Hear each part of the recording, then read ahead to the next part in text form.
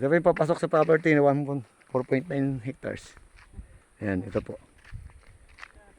Yung pagitan. Tinignan mo talaga. Sabi mo hindi pala 100%, 60% Yan lang. po yung pagitan ng 4.9 hectares pa ganun. Yan, pa ganun. No. Ayan, kasama yan. No. Naanip yan. Maganon. 4.9 hectares yan. Ito po ang boundary. Ito. Ayan, nalakadin po natin palabas. 100 meters lang po layo dito sa kalsada. Ito po yung mismong right of way. Itong dinaanan natin. Ayan.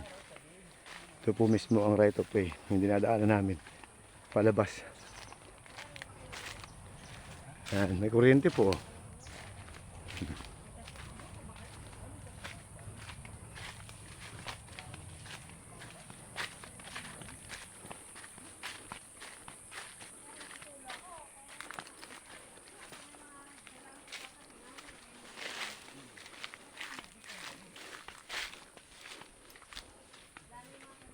Ayan po yung kalsada.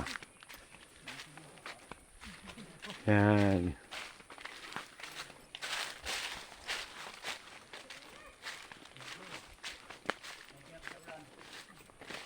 Ayan po yung kalsada. Ano? 100%? Hindi 100. Ganun mga kasama. Ito po yung 4.9 hectares clearing po ito. Siguro 4.9 hectares tapos mula sa kalsada parang 150 meters, 100 meters. 100 meters po lang sa kalsada. May right of way naman po. Muray lang po ito mga kasama.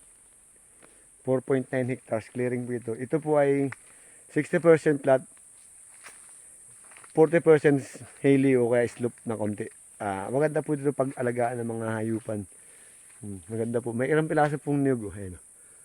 Ayan, may mga niyog pa po ilang piraso. Siguro nasa around mga 20 piraso po to ang niyog. May kawayan po. Ayan.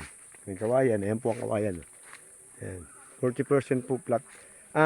Hilly. Ayan po. Sa baba. Pag ganun po yun. Ayan. Ito po flatland. Flatland yan. Ayan.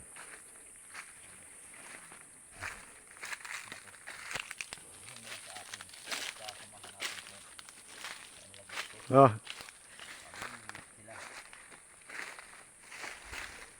Sasabihin na naman si Eros the Vlogger. Sabihin na naman ni Pedro, kasama mo yan Inggit na naman yun. Tara na. Maganda po. Kaya, ayun po. 40% yung slope niya, 60% yung flatland. Clearing po, ang gaganda po. Ang daming uulingin. Ulingin? Oo. Uling ba ito niliit? Ba, maganda nga yan at hindi ka hindi ka magkakatay-katay ng ano.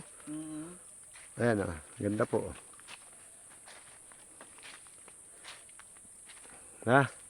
Kita na natin to. Ayan. Ito po ay sa Kalawag.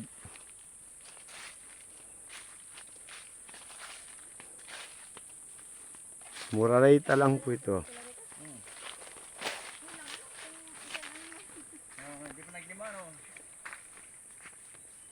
Yan ang tanong nangyari. 4.9 hectares. Sa'yo na. Di ba? Saan nga ba tayo dito? Dito ba tayo? Dito. Dito? Ayan, dito po.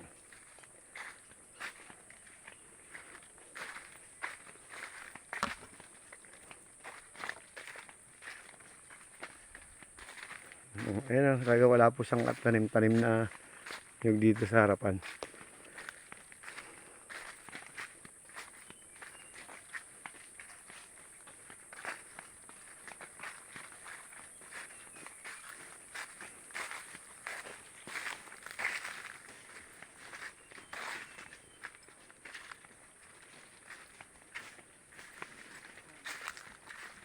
Ganda pa din ang lupa niya. Yung ganun, mataba itong lupang ito. Talaga. Ba't kaya ito ni clearing ano? Kasi ang sabi ng mga nangangalaga daw, Yung mga katirahan ba tayo, ano? Gagayat-gayatin natin to. mahina daw ang bunga. Yung mga nangangalaga. Bayad sila ng bayad ng buwis.